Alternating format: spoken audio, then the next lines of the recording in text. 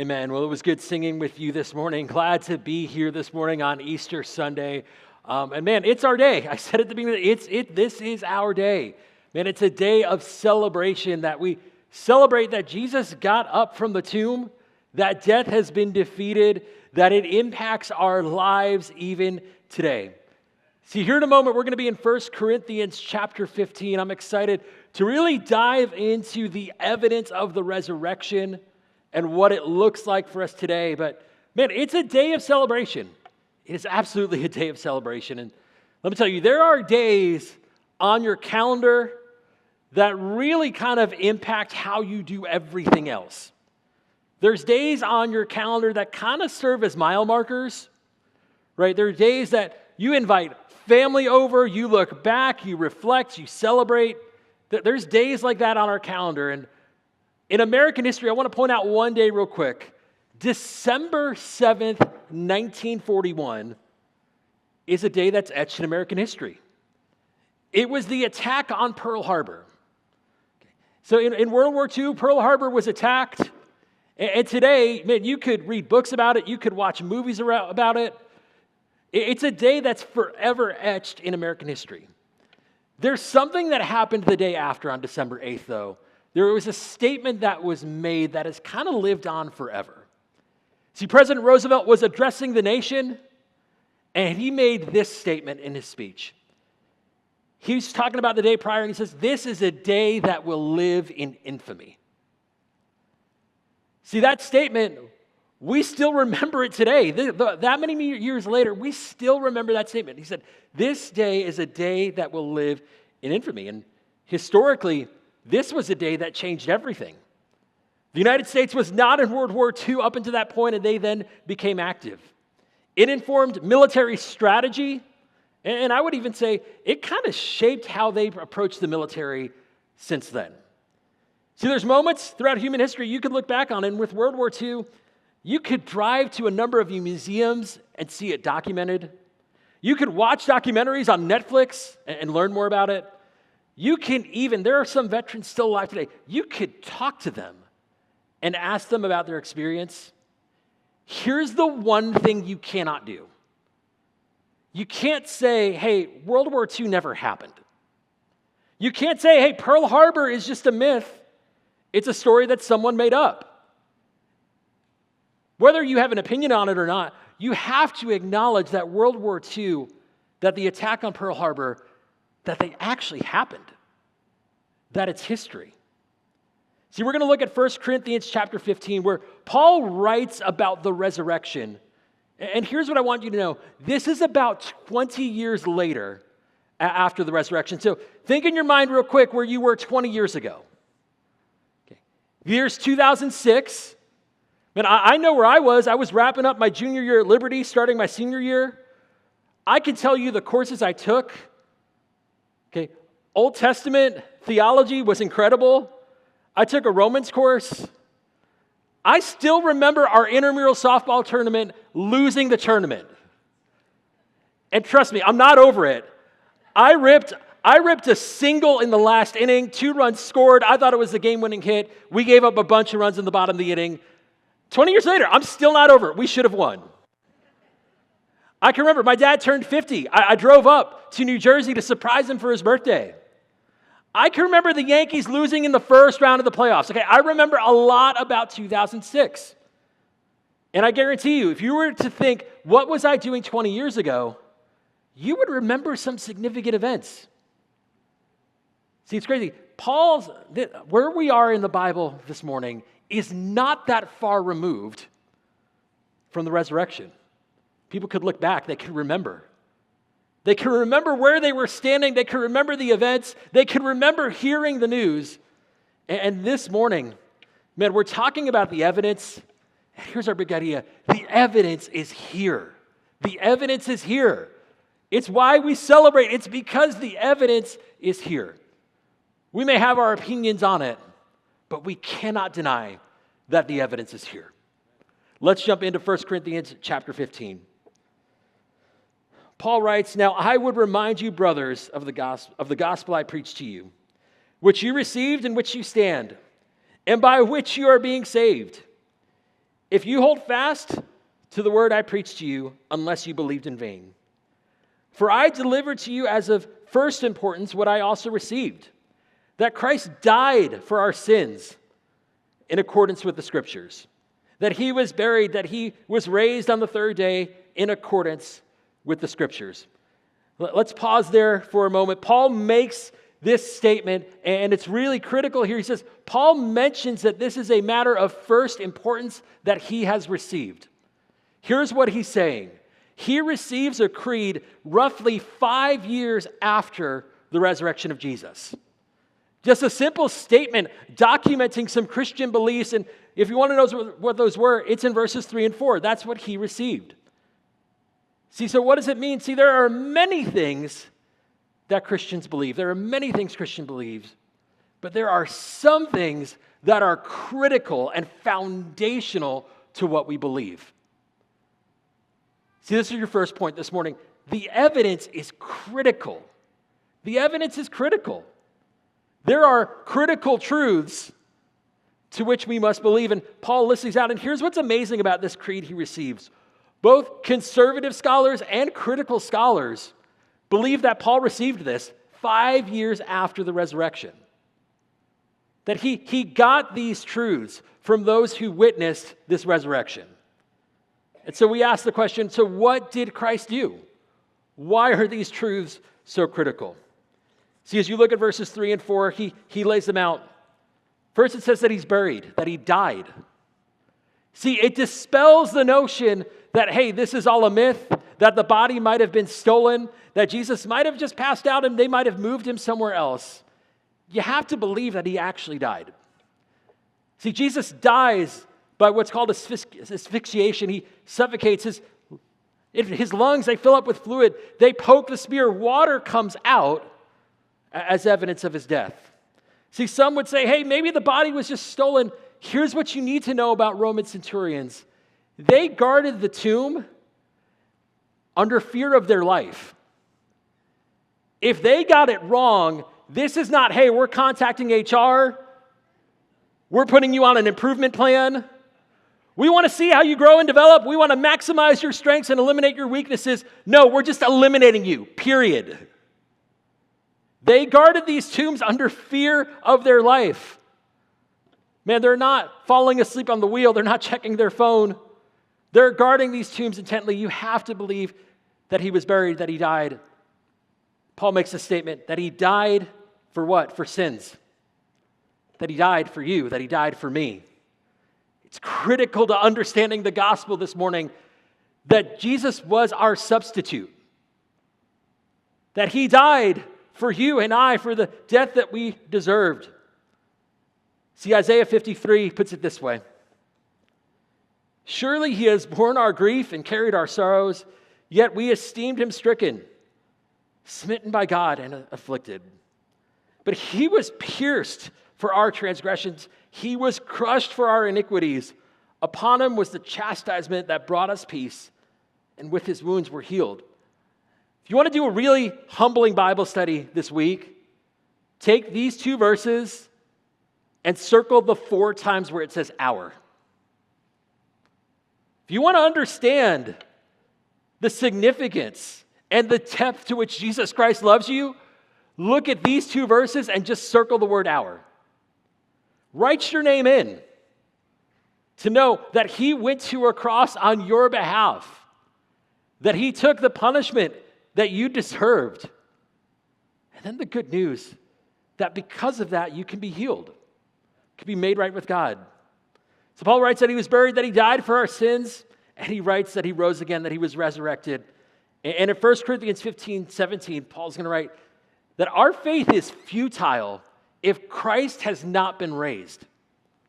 See, the resurrection isn't something, it's everything. It's everything, and it shapes everything. Tim Keller was interviewed a few years before he passed. He had pancreatic cancer. And he made this statement, and it was so simple. And man, I just love the statement. If Jesus Christ rose from the dead, then everything's going to be all right. If Jesus Christ rose from the dead, then everything's going to be all right. And Man, it's easy to say that when things are going well, but talk to a man that knows that this cancer is probably going to be what takes him out, that knows he doesn't have much time left, and he's able to make the simple statement, if Jesus Christ rose from the dead, then everything is going to be all right. And I'd encourage you this morning, if you're going through something, if you have a challenging health diagnosis, if you have family drama, if you're struggling, if Jesus Christ rose from the dead, if he defeated death, whatever it is that you're going through, you're going to be all right. Because Jesus has defeated death, because he's stood in your place, he's going to see you through whatever you're going through. See, the evidence, it's critical. And thankfully, we're going to see in a second, it's not only critical, it was also visible. Let's jump back into 1 Corinthians chapter 15, starting in verse 5. And Paul continues, and then he appeared to Cephas, and then to the 12. Then he appeared to more than 500 brothers at one time, most of whom are still alive, though some have fallen asleep. Then he appeared to James and to all the apostles. See, the evidence is also visible. Like I joked with World War II, you cannot deny that it happened. And I would tell you, there are many events that, man, there's conspiracy theorists out there, and if you are a conspiracy theorist, please don't raise your hand, right? There's conspiracy theorists out there. The most recent conspiracy theory I heard was about Wilt Chamberlain's 100-point game. In 1962, he scores 100 points in a basketball game. It still stands as a record today. Recently, people have said, hey, there's no video footage. It must not exist. It's not true because we can't go on YouTube and watch it. Here is the problem. There are several problems with this. You would have to convince all of the eyewitnesses in the Hershey Arena that night to come up with one scheme, keep the story straight, in order for it to not be true. You would have to tell the opposing team, hey, we need you to lie about this. And trust me, as someone who loves basketball, I wouldn't want to admit that somebody scored 100 points on me. You would have to convince them that, hey, you need to lie about this. Here's the other problem. Newspapers in 1962 photographed and wrote about the event as it happened. And then on the anniversaries in 2012 and 22, there were fans who were in attendance that are still alive that wrote about their experience. That can remember sitting there seeing basket after basket after basket after basket being made. It's incredible that it happened. And when someone says, hey, it didn't happen, it can be verified. And while that's amazing, the resurrection can be verified too. There's proof that it actually happened. Look at what Paul writes. He says, there are 500 that he appeared to at one time, most of whom who are still alive. So to think what I mentioned earlier, they're about 20 to 25 years after that this is written. Most people would have still been alive. Most of us can think back to what happened 20 years prior and can give an account of what happened. See, it's amazing. The evidence is tangible. You can reach out and touch it. You can look it up. See, C.S. Lewis says the first fact in history of Christendom is a number of people who've seen the resurrection. If they had died without making anyone else believe this gospel, no gospels get written. And maybe you come in today and you're like, hey, I'm a little bit of a skeptic. Here's what's amazing. There are outside sources from outside of our Bible of historians in that time that can look in and wrote about it in that time period, and they could say, hey, this actually happened. I'm going to give you one. Thank you, Jim. Josephus is coming up on the screen right now. Josephus wrote this. This was a Jewish historian. He did not claim to be a follower of Jesus, but he wrote this in that time period. At the same time, there was a wise man called Jesus. Pilate ordered him to be condemned and to die. And those who had become his disciples did not abandon his discipleship. They reported that he appeared to them 3 days after his crucifixion, that he was alive. You have a biblical account saying, hey, over 500 he appeared to at one time, most are still living. It's about 20 or so years afterward. You have outside historians who are not advocating for Christianity, but can say, hey, I saw this and this happened. The evidence is tangible. And man, we live in a world where sometimes it's just hard to know what's true. I don't know if this has happened to you. You log on to Facebook, you read a news story, and about halfway through you realize it's AI. You see a picture, you think it's a real picture, and you see, man, it's electronically produced. It's so hard to know what's true. Thank God that the facts about the resurrection are certain. In a world where it's incredibly uncertain, the facts about the resurrection are certain. We can know what's true. We can know that this happened. What a blessing. Years ago, there was a man by the name of Lee Strobel. He worked as a journalist at the Chicago Tribune. Lee Strobel was an atheist. He was antagonistic toward Christianity. His wife becomes a Christian and just kind of tells him, hey, I want you to examine these claims of Christ. And he says, no, thank you. It's a myth. It's a hoax. It's a story. Has nothing to do with me. I'm not looking at it. I'm not touching it. So this conversation keeps going. And he was challenged to examine the evidence of Christ's life, of his ministry, of his death, burial, and resurrection, of his claims. Lee Strobel took 2 years of study, 2 years of study to look at all of the evidence. And after 2 years, Lee Strobel trusted Jesus. Today, you can read a book called The Case for Christ, where he gives you all of the evidence that he looked at. And after examining all of the evidence and verifying that it was true, he made the decision to follow Jesus with his life. And if you don't like reading, they made a movie a few years ago about it. So there's that, right? Man, he examined the truth. Here's what I love about his story. It's not moved by feelings. It's not him waking up one day and thinking, man, I think this is a good idea, I'll try it out. It's a story of him doing the work, looking at the evidence, and then making a decision for himself. Not figuring out, hey, what makes me feel the best, but what's true and how do I give my life to that truth? See, the evidence is tangible. And this morning, for any of us, there are facts about this resurrection that we have to reconcile and we have to come to terms with. And I would challenge you this morning, if you've not come to terms with those facts, would you? Would you examine his claims? Would you study? See, Lee Strobel went from I feel to I know. And because of Jesus' resurrection, we can move from I feel to I know without a shadow of a doubt. See, it's amazing that we have these facts.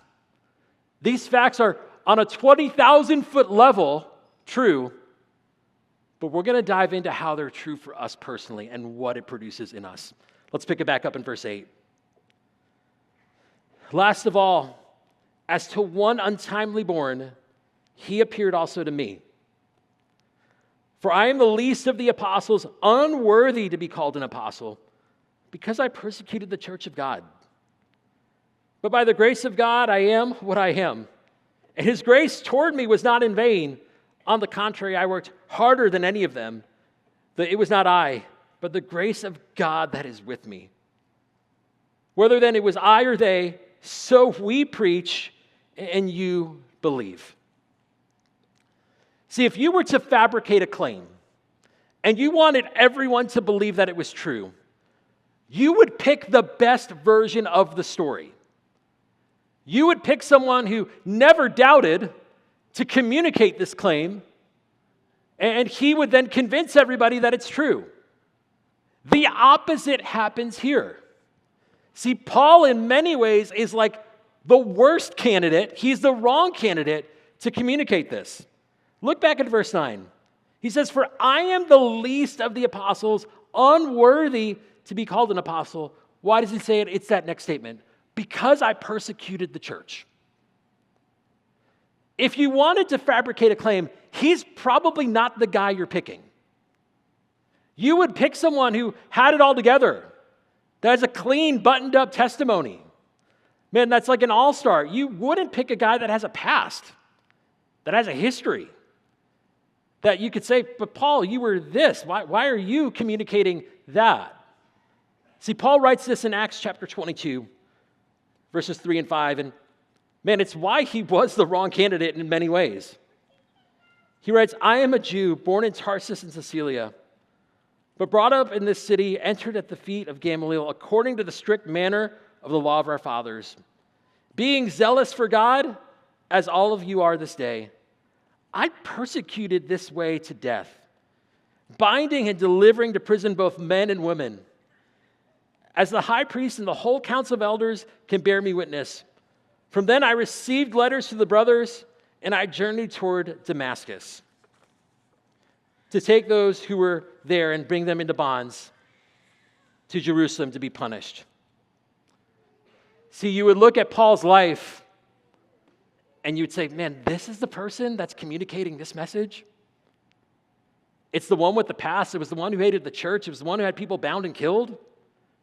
This makes no sense, but here's what I want you to know about the evidence. The evidence brings change. The evidence brings change. I love that he wrote in verse 8, for one as untimely me, the evidence produced change in Paul's life. It produced change in Lee Strobel's life, and this morning it can produce change in your life. Because for many of you, you might have walked in this morning with this question. Man, am I good enough? Man, I walked into this church. I was invited by a friend. I showed up at this place, and you've wondered this very thing. Am I good enough? Does my past hold me back?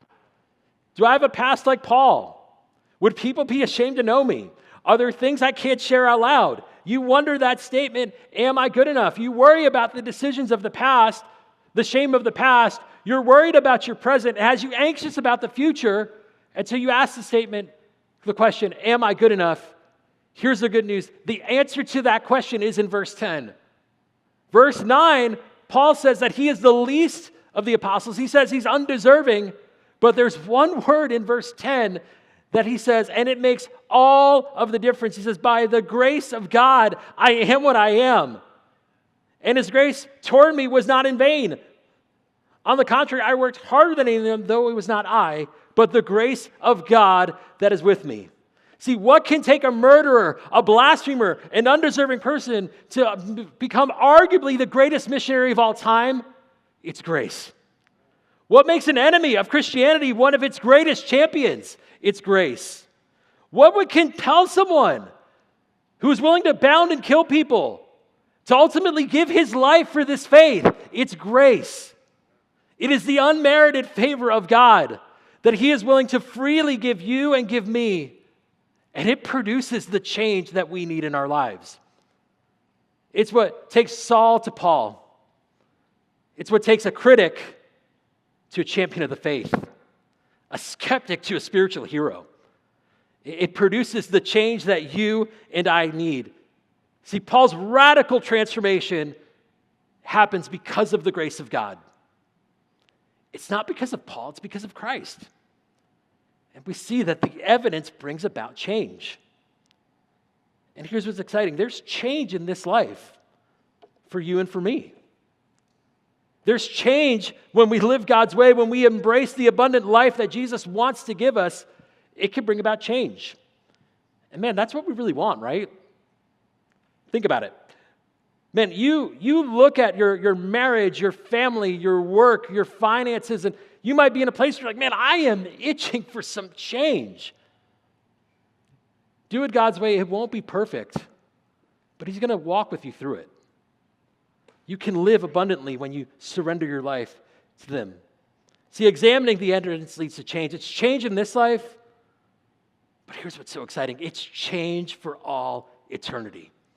See, it starts today. It impacts your everyday life, but it's change for all eternity. What Paul experiences on a road to Damascus, it's not just an inspirational moment. It's not just a change of behavior, but it's an encounter that would change his eternity. That's why someone who persecutes the church is able to say in Philippians chapter 1:21, To live is Christ, and to die is gain. That on this earth, I'm going to do everything I can for the name of Jesus, but if the Lord is to call me home, I'm going to be with him in his arms. It's amazing to see this transformation in Paul. See, Paul was the least qualified person in the world's eyes. He's probably not the person you'd want writing this that people would read thousands of years later. But he's the person God uses. But maybe after all that, you're still answering that question. Am I good enough? Am I good enough? And Alistair Begg shares this story, and he's talking about, the scene at the cross. And there's this scene at the cross. There are 3 crosses, and Jesus is in the middle. There are 2 thieves on each side of him. One curses him, and the other one says, hey, remember me when you get to your kingdom. And I loved this illustration. Imagine he gets to eternity just seconds later after that statement. And imagine they're getting ready to let him into heaven, and they ask him, hey, why should we let you in? And he just answers, I don't know. And there's like a conundrum because this guy doesn't know why he's supposed to be there. And so the conversation continues, and they ask him, hey, man, can you explain justification by faith? And he's like, I don't know that. And they ask him, hey, what are your views on the end times? I've never heard of the end times. Hey, can you tell us how the Old Testament and the New Testament fit together? And he says, I don't know. And so they're all talking, and they're like, by what basis should we let you in? And it's all because of this statement. He says one thing, the man in the middle said I could come. That's grace. He has no works to stack up. There's no good weighing against the bad. You can answer that question, am I good enough? That's the wrong question. The right question is, did Jesus Christ get out of the grave? That is the right question. And this morning, it's all that it takes. It's all that it takes for you to be added into his kingdom. It's all that it takes to take you from unbelief to belief. Trusting in his finished work, not your work, is what it takes. This morning, Jesus Christ is the man in the middle. His resurrection is proven. The evidence is there. What will you do with this evidence? See, this morning, as you're examining the evidence, as you're considering the resurrection, Jesus Christ is inviting you home. The gospel is simple. It was simple for the thief on the cross. It is simple for you and I today. See, Romans 10, 9 and 10 puts it this way. When we confess with our mouths and we believe in our hearts that Jesus Christ is Lord, he'll come and he'll save you. It's not your good outweighing your bad. It's not being able to answer that question, am I good enough? It's examining the evidence, knowing that what happened on Good Friday and what happened on Resurrection Sunday actually happened. And it's trusting in that finished work. So this morning we're going to do something a little different. I'm going to pray here in a moment. And maybe for you right now, you've trusted in that work. Maybe for you right now, you came here skeptical. You were invited by a friend. You showed up here on a Sunday. And maybe right now you're hearing this evidence and you're asking the question, what do I do with this? And thank God that the gospel's simple. All Jesus is inviting you to do is come in, to believe, to trust him, to confess with your mouth and believe in your heart that he's Lord. Then there's that promise. He'll come and he'll save you. He's not waiting for you to have it all together.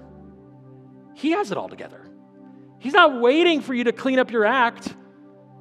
He wants to come into your life. He'll do the work. That will follow.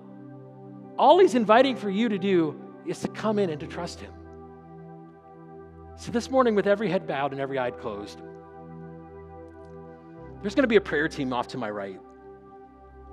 And I'm going to pray this prayer, and if you've never trusted Jesus Christ, man, I'm saying this with confidence. Today is the day of your salvation. Today is the day to acknowledge the evidence and to say, I believe. you're ready to do that today, let me lead you in this prayer.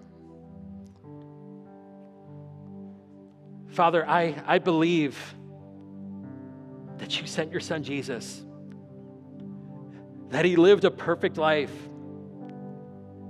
that he died in my place,